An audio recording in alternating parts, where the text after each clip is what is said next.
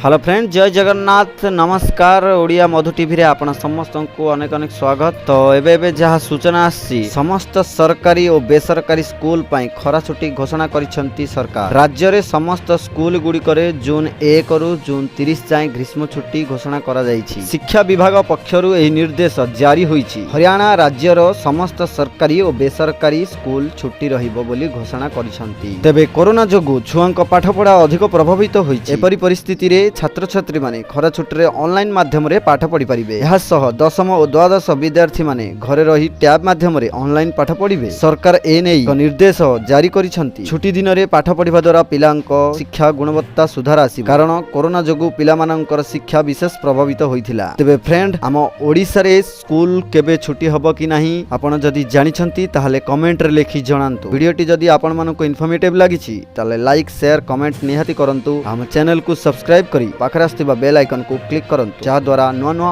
Update news आपण शीघ्र पाई परिबे। जय जगन्नाथ।